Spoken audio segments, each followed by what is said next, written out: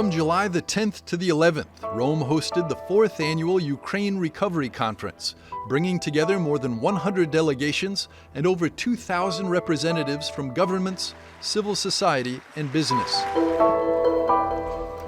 Prior to the conference on July the 9th, Pope Leo XIV welcomed Ukrainian President Volodymyr Zelensky to Castel Gandolfo for a private audience. According to the Vatican press office, the two discussed the ongoing conflict and the urgent need for a just and lasting peace.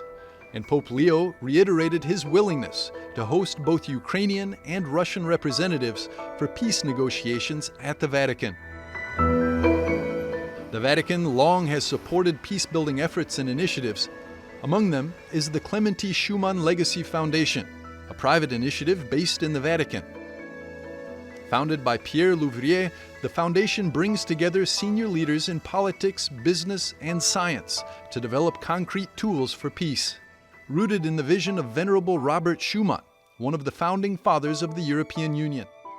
So what we've been discussing already for a bit more than 2 years here in Vatican is how to give a new purpose so people can unite again, and from this unity around a purpose, create the conditions for peace.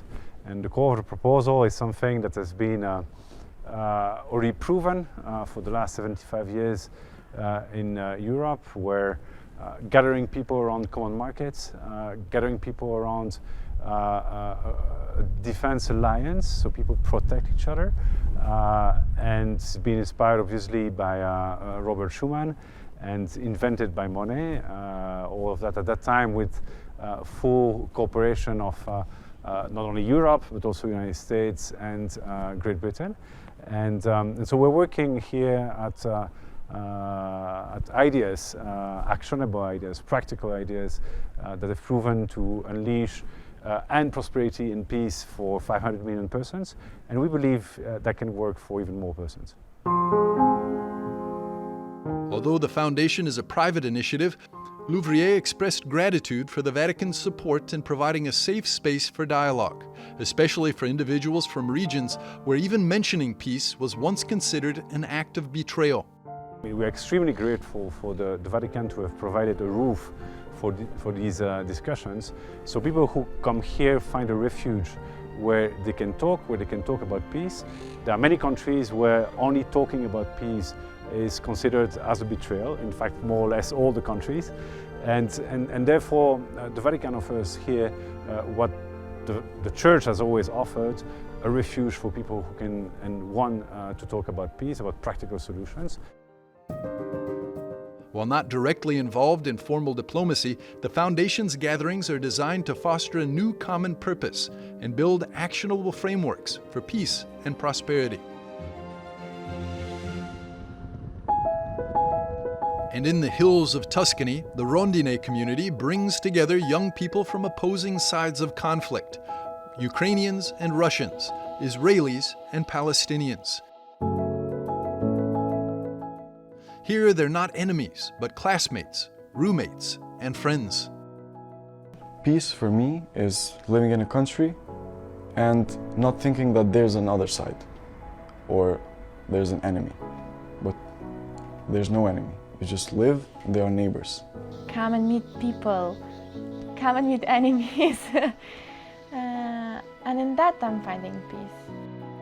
Rondine is home to an association founded by psychologist Franco Vaccari, whose father's experience as an army general and prisoner of war helped inspire his commitment to peace, and today the town is an oasis for whoever is looking for a way to build peace. Siamo molto legati al San Francesco d'Assisi. We are very attached to St. Francis of Assisi at Laverna, because it was there that he received the stigmata, because we have always seen them as the wounds of humanity, transfigured by love.